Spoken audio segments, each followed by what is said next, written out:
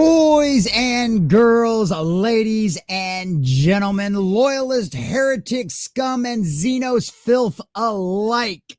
Ladies and gentlemen, when we talk about the Warhammer 40k company, i.e. Games Workshop, when we talk about what they've done over the past few months, some of the changes that have been made, some of the things that have come out, and some of the backlash that has happened with a lot of the fans, it's been rather an upsetting tale. Games Workshop and Warhammer 40k, a lot of people thought was one of the few last vashmans of places that where the mind virus out there, the acolytes of the cult, would not be able to completely and totally take over and destroy what so many people had come to love as a grim, dark future.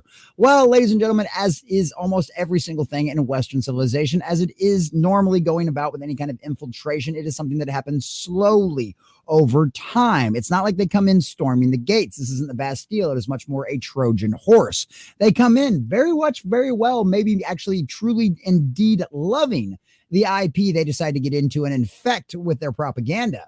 It's something that they might actually truly do enjoy. They might actually be fans, or there's a very good possibility that they're all just tourists with an agenda and an axe to grind against anybody that disagrees with their unpopular opinions and tries to transform large major IPs into their own personal vendettas and their own personal campaigns against everything that they think is wrong with the world.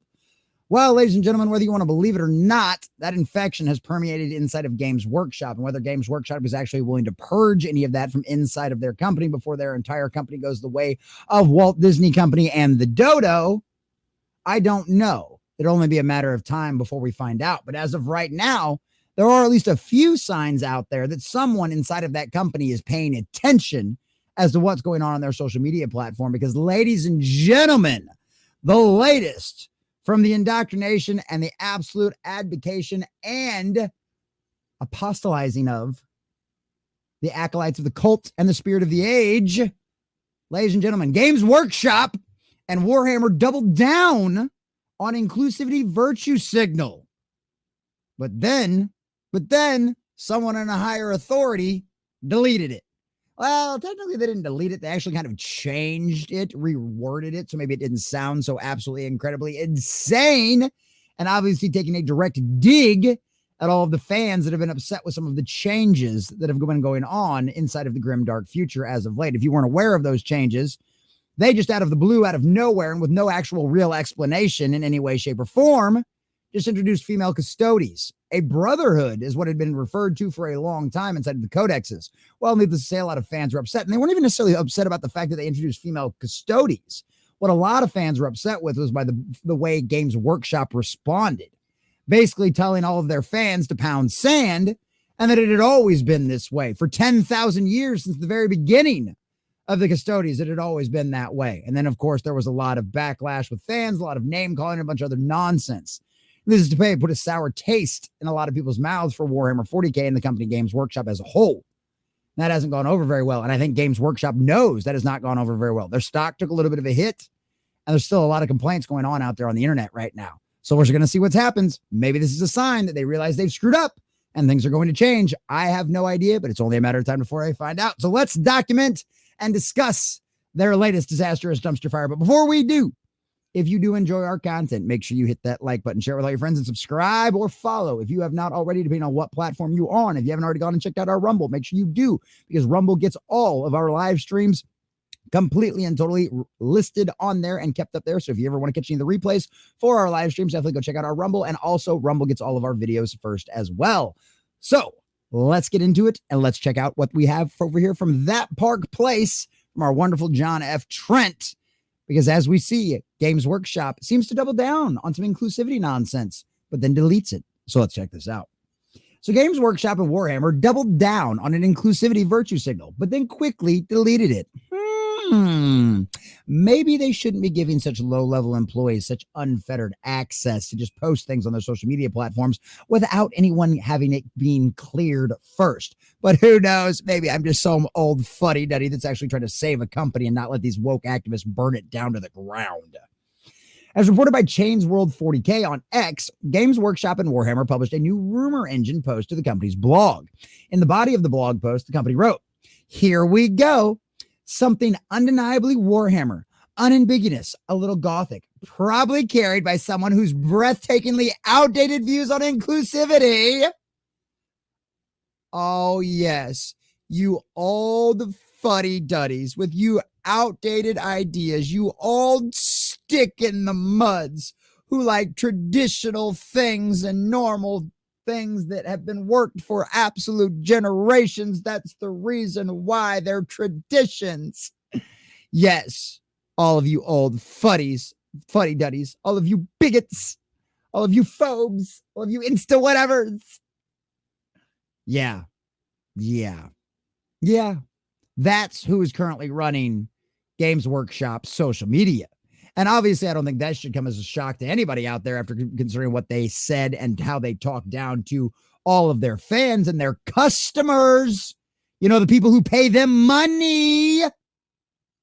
Yeah, those people, how they talk down to them on X. You'd think maybe, just maybe, they would have thought, maybe we should require these 20-something idiots who just graduated college to clear things with management before they post them on social media. Oh, but maybe your management's infected too. And your management did clear this. And now you've learned that your management can't be trusted either, because that's how this works. That's what the cult does. That's what these acolytes of the cult, these people possessed by the spirit of the age, that's what they do. They slowly, quietly infect your companies until they realize they have at least enough of a large percentage of your company, a vocal minority, are willing to stand up and scream and cry and whine about things until they get their way. But then that's the problem. Just like every other screaming, whining, petulant child, if you give them their way, well, then the actions that they took to get their way are reinforced. And that's what Games Workshop has done. That's what Hollywood has done. That's what the video game industry has done, has reinforced these petulant children's behavior and their temper tantrums and taught them that it gets them their way. Well, maybe, just maybe, somebody in upper management over there is realizing how much of a mistake that was. I don't know if they're going to pull the belt out and discipline their children or not, but they're definitely quickly deleting and trying to erase what their naughty kids did before all of the neighbors saw it. But it's a little too late, because this isn't little Jimmy writing a bad word on a sidewalk that you can erase with a hose. No, this is the internet. And for as long as we can keep Western civilization functioning, the internet is now and will always be forever. You can't run. You can't hide from us. We will find it and we will expose you. So here's an idea. Control your employees. So Games Workshop went the extra mile for that BlackRock money, virtue signaling in rumor engine, Cis Chainsword 40k.